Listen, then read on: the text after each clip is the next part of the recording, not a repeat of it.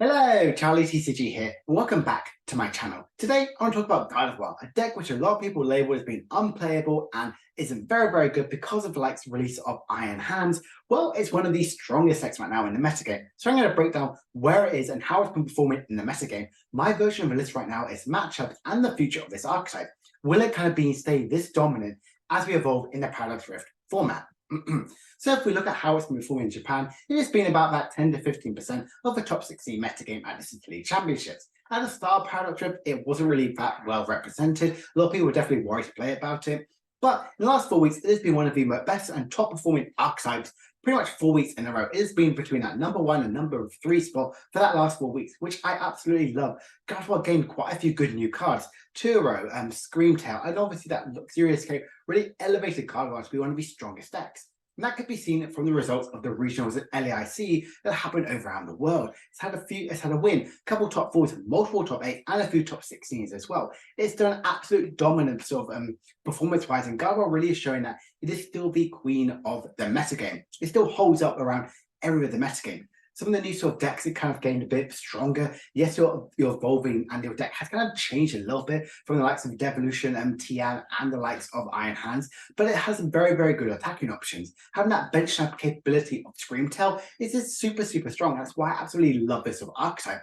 And has a really good stall approach. Having the likes of more Boss's Orders and Churros plus Power Pad really helps you in that metagame. So right now, I want to talk to you about my decks and how I'm approaching Gardevoir EX in the new Paradox Rift format. So we see here now, we have 4 of the teleportation burst rolls. Now, why do we play these ones? Well, they have 70 HP. This helps you so you don't have, also need 4 Tachyon bit KOs instead of 3 to get the KO on a rolls, and also helps you in your yoga loops or matchup wise as well. Getting that additional free pivot out of there really helps you push out something which could be a little bit more difficult to KO. You could push up the likes of Pokemon which may not be KO'd by an Iron Hands, or a Pokemon which you don't really want to have in the active spot, which is just in the active spot, like your rolls, it's just very good. We still play the 3-1 split of the Curlier. Refinement is still one of the best abilities of this deck. It's the perfect bread and butter, the draw engine of how Gardevoir really works. But also that Curlier, that Mirage there, if you get that out going second, your second turn, it's just so good. Having flooding your board with all your Roltzes, having maybe even a couple of Curlies as well, already pre-evolved, it's just very powerful. A 2-2 split of Gardevoir is the best way to play the deck. I know some people in Japan, or even some people are playing 3 copies of a Shiny Arcana, but I don't think you really need that. You can't really justify that if you are playing as Ash MV. That obviously Shiny Arcana, again, that draw factor and that Brain Burst to get that additional huge amount of damage capability is just very powerful. I've seen a lot of decks now being attacking with their Gardevoir EX is a lot more common. Yes, you do 180-90 damage, which is very good. KOs likes of some Lumineon and Squawk abilities, which I think is very powerful, but also it really helps you slow down. Your opponent doesn't take any more additional price cards, the likes of Iron Hands. Fashion V, I think, is a very good inclusion and still is a must for Gardevoir. That big, strong damage capability it can do in the late game is just absolutely absurd and very powerful. I would value this Fashion V over some Luxurious Cape, pure on the fact that this can be put down in the late game here. You don't have to show it to your opponent, and you can always think about get big easy KO on a UV max while still being ahead of the prices against them.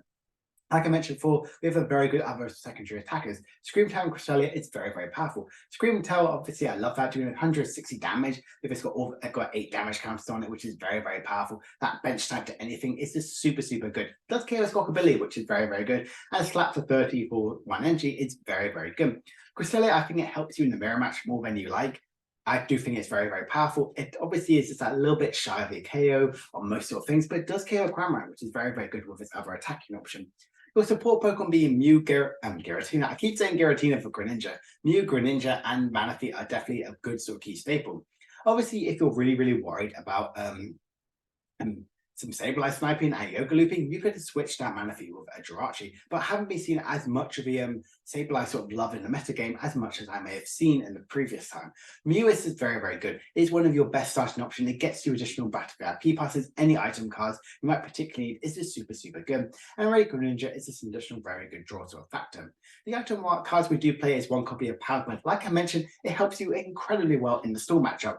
Reutilizing your Boss's Orders and Churro is just very powerful, making making sure that your opponent isn't constantly be having into their factor by using any of your Pokemon on the bench, bringing out to the active spot. If you try and flood your board with only just attacking options, you could be in a very good approach into Storm.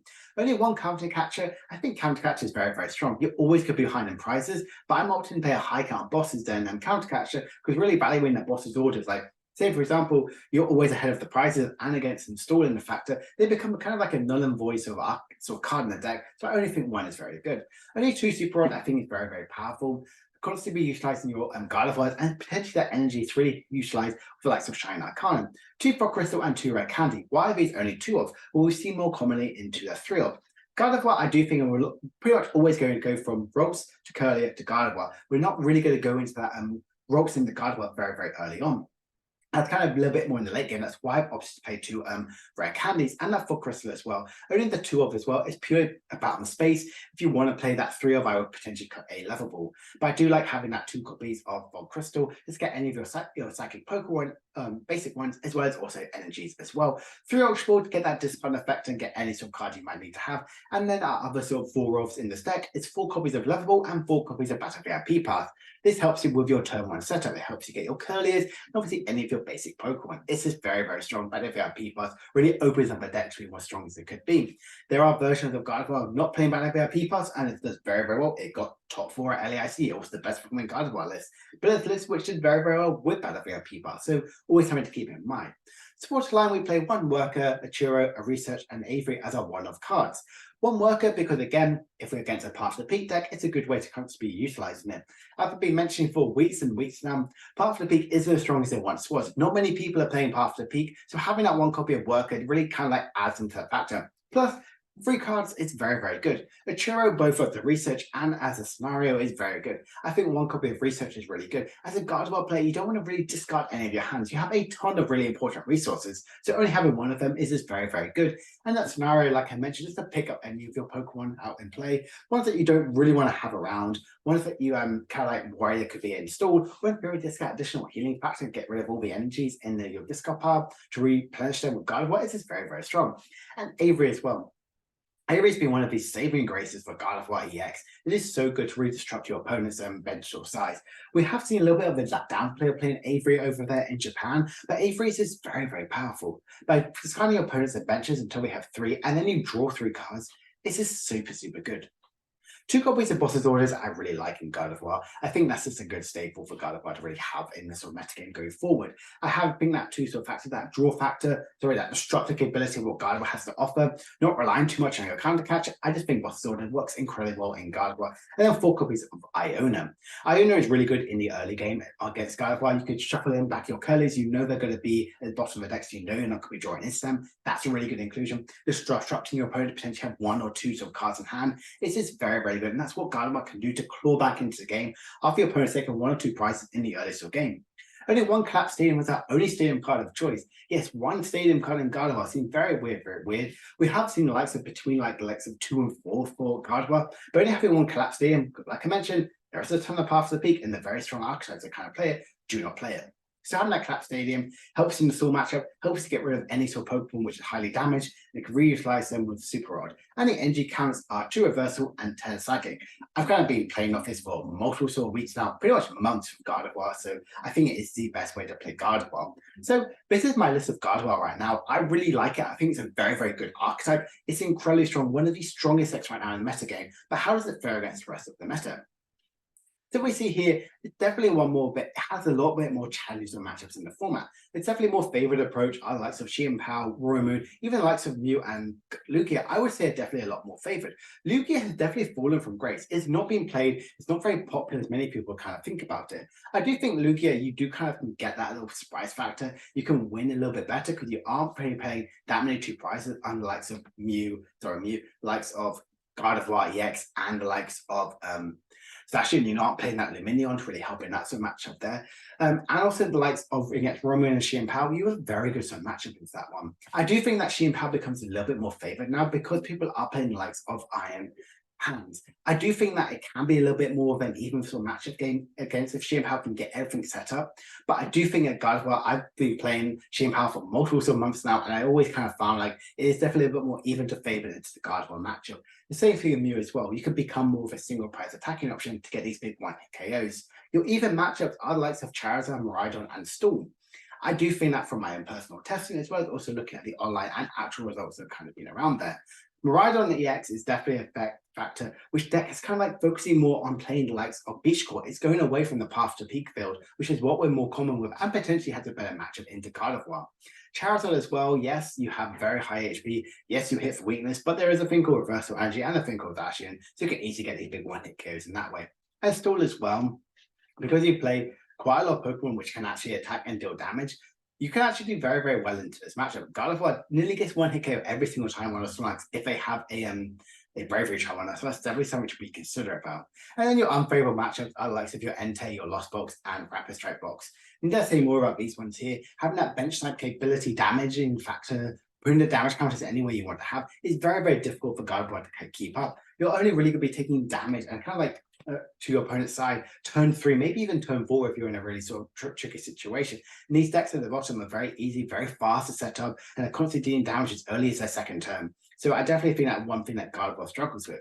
If we look here, it is very much around the board. It has a decent matchup around everything. I would say even some stuff in the favorable can go into even. If we go back, Gardevoir has nearly a 50-50 on most of the metagame right now. I think Gardevoir is in such a good position. Just looking forward and looking ahead about how I think Gardevoir can really evolve forward, can it really keep up in the likes of Iron Hand and Valiant in the metagame? We are seeing quite a lot of Iron Valiant kind of sneaking around the board. Iron Hands isn't been performing as well as people might have thought about. Yes, obviously it did win LAIC, which a lot of people were very shocked about. And I think Gardevoir shocked everyone by seeing how powerful it really was. But I do think Scream Tail really adds to have a good secondary attacker into the deck. It's a really good attacking option. Slap do 30 damage for single psychic energy. Your two drafting most single prize Pokemon are like the basics of things, which is very, very powerful. And additional 160 damage onto the bench is just super, super good. And can it win another Paris Reformer? It won Brisbane. It's done incredibly well around the world. And we've got a couple more tournaments happening this next weekend and the weekends coming up in the future. I think Gardevoir is in such a good position. She is definitely one of the best we've seen in such a long time and could continue to dominate to be the queen of the format. So I hope you guys have enjoyed this video of my little breakdown, talk about how I think Gardevoir EX is kind of adapting into this metagame.